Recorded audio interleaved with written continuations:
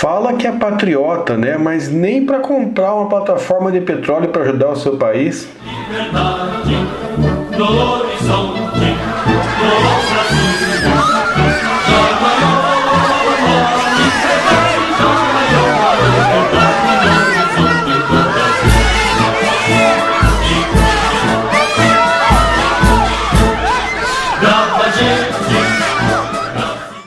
Olá, brasileiros, bem-vindos à Semana da Pátria, essa semana que está sendo chamada pela Secretaria Especial de Comunicação do Ministério das Comunicações do Governo Federal Brasileiro de Semana Brasil. A Semana Brasil é uma coordenação com os comerciantes para transformar o período da Semana da Pátria numa grande data de liquidações para aquecer o comércio e para colocar tudo à venda por um preço mais baixo. O problema é que está pegando um pouco mal, porque está acontecendo no mesmo período em que o governo está fazendo uma série de privatizações. Aí passa a impressão, né, de que o país inteiro está à venda com um baita descontão. E se fosse em inglês, né, essa propaganda da Semana Brasil, a gente até entenderia, porque, por exemplo, quando você olha para a BR Distribuidora, que era um pedaço da Petrobras, ora, ela foi vendida, né, e a Petrobras acabou sendo retirada uma parte da possibilidade da Petrobras atuar no mercado, né, e foi vendida por um precinho super camarada. E agora estão se vendendo muitas plataformas de petróleo, seja do pré-sal, seja de outros campos de produção de petróleo. Segundo o nosso ministro da Economia, Fazenda, sei lá, o cara do dinheiro lá, ele disse que até a cadeira do presidente está à venda. Se for possível, ele vende até a cadeira do presidente. Ora, a gente fica pensando, por que será que o presidente não vai nem precisar de cadeira? Bom, existe uma explicação muito longa e muito detalhada sobre por que vamos vender tudo e por que vamos vender até a cadeira do presidente, né? A versão curta é a seguinte, porque para a cabeça desse governo e desse ministro, a função do Estado é transferir os recursos públicos para o mercado financeiro em forma de pagamento interminável de juros, de empréstimos e de títulos da dívida. Mas e quando vender tudo? Como que vai pagar? Como vai continuar pagando essa dívida? A lógica do capitalismo financeiro é muito clara, ponderada e bem definida, que pode ser resumida na seguinte fórmula: dane-se, depois a gente vê. Do jeito que está sendo feito a campanha publicitária da Semana Brasil, né, associando ali o governo federal com associações de lojistas, com redes de varejo, etc., a impressão que a gente tem é que o novo sentido do patriotismo, do qual o presidente, os seus apoiadores, os seus partidários falam tanto, é ir às compras. Patriotismo igual ir às compras e apoiar o governo. O que eu fico lembrando, gente? Eu fico lembrando de um documentário muito legal que se chama A História das Coisas. Vai ter aqui na descrição ou no primeiro comentário pinado o link para você assistir esse documentário, que ele é muito joia. É um documentário norte-americano. E aí a pessoa, esqueci o nome, né? Peço desculpas, mas esqueci o nome da pessoa que faz a apresentação.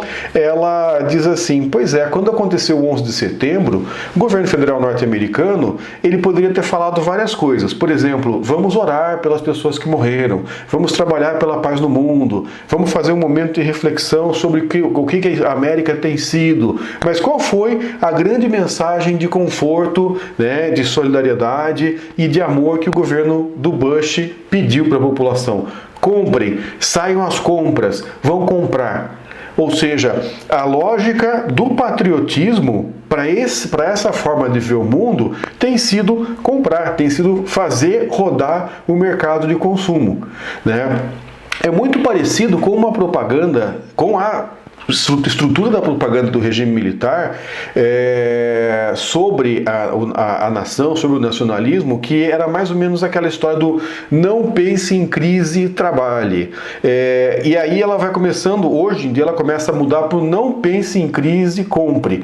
Eu tive a oportunidade de estudar essa propaganda no meu doutorado, então eu vou deixar também o link para alguns artigos que eu escrevi sobre a propaganda durante a ditadura militar, que o que acontecia ali é que o modelo de cidadania que se promovia naquela propaganda, orientada pela presidência da República, mas financiada pelos empresários que eram favoráveis ao regime, era na perspectiva de que a participação do sujeito não era uma participação, vamos dizer assim, política, crítica, de estudo, de debate, de discussão, de voto, etc. Até porque, né, o voto acabou virando uma ficção. Muito pouca gente votava e votava, na verdade, para muito poucos cargos, né? Para os cargos importantes mesmo, o povo não tinha direito de voto durante a ditadura. Então, nem se falar nessa história, é meio incômodo falar sobre votar, né, e participação política nesses termos da ditadura.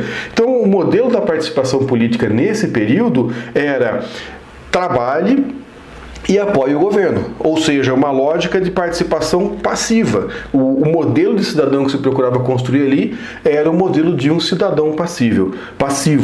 Então, inclusive, eu vou deixar o link ali para um livro, né, que a editora já foi fechada mesmo, a gente não vai ter nenhum problema com o direito autoral, um livro que eu tive também a oportunidade de organizar, que se chama O Ensino de História e a Ditadura Militar. Então, vocês podem, né, baixar e dar uma olhada à vontade, porque tem algumas discussões bem interessantes ali sobre o pensamento, a propaganda, a ideologia, a cultura, a música, etc., durante o regime militar, associado ao ensino de história.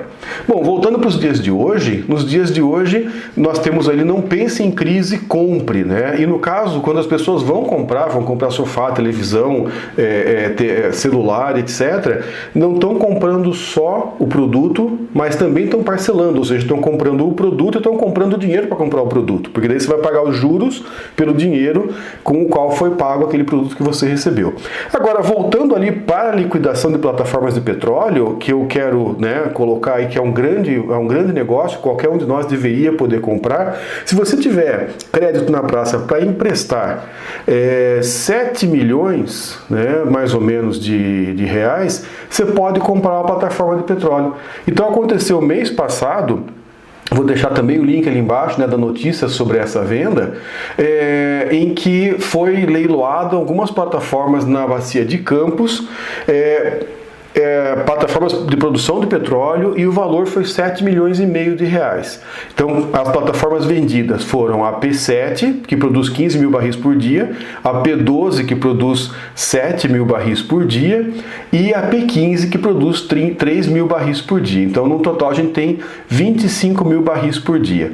Ora, o barril de petróleo hoje está custando 224 reais. Então, depois vocês façam a conta aí, porque eu sou ruim de conta, vocês sabem que eu sou de humanas. E aí, qualquer coisa vocês comentam na descrição. Nossa, você errou a conta, onde já se viu.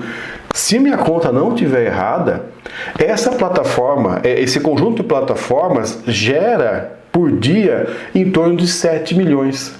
Então, praticamente com a produção de um dia, você compra 3 plataformas de petróleo, gente. Você percebe? Se a gente fosse patriota mesmo, a gente tinha feito uma vaquinha, tinha dado um jeito, e a gente tinha comprado essa plataforma de petróleo para poder ajudar o coitado do governo que está em dificuldade, está vendendo até a cadeira do presidente. A gente podia ter comprado, né, e o que a gente investiu, no primeiro dia a gente já recebia de volta. Depois, o resto das nossas vidas, até a gente ficar velhinho, morrer, passar para os nossos descendentes, era só lucro. Percebe que negócio maravilhoso que está acontecendo no nosso país? Né? Se fosse, comparando com comprar uma TV de LED nas Casas Bahia, não estou recebendo para fazer a propaganda, seria mais ou menos como se a gente estivesse pagando, né, uma TV de LED de, sei lá, 80 polegadas, a gente estivesse pagando 5 centavos. Então a gente está vendo ali um processo da privatização mais selvagem já vista no país, mais ainda do que a privatização da Vale. A Vale foi vendida por mais ou menos 2% do valor de mercado. Ela foi vendida ali por mais ou menos 3 milhões. Logo, no momento que foi efetivada a privatização, ela passou a valer 104 bilhões, desculpa, é bilhões daí essa lógica. Então, gente, olha que interessante o que a gente está vivendo, né? Em plena Semana da Pátria, a gente está tendo uma liquidação para que as pessoas vão comprar, porque o sentimento do patriotismo está sendo lido e interpretado como vão comprar, né?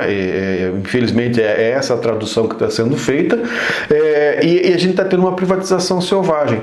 Qual que é a justificativa para essas privatizações? Ora, a ideia é que aí vendendo as plataformas de petróleo, né, depenando a Petrobras, Petrobras, o Estado, que é coproprietário, não é proprietário único, né? A Petrobras é economia mista, a ideia é que o Estado possa se concentrar no que deve se concentrar de verdade, que é saúde, educação, segurança, etc. A pergunta é, de onde que vão vir os recursos para poder se preocupar com essas questões? Porque a Petrobras hoje, sendo em parte pública, ela já paga impostos. E o governo tem duas vantagens, né? Além dos impostos que a Petrobras paga, o governo ainda fica com parte dos lucros, porque ele é parte dos proprietários da Petrobras, e está dentro da Petrobras e é capaz de fiscalizar para não ter sonegação. Percebe? Então, se eu começo a vender, na verdade isso não é venda, isso é doação, cá para nós isso é doação, né? A pergunta é para quem que está sendo doado e por que está sendo doado.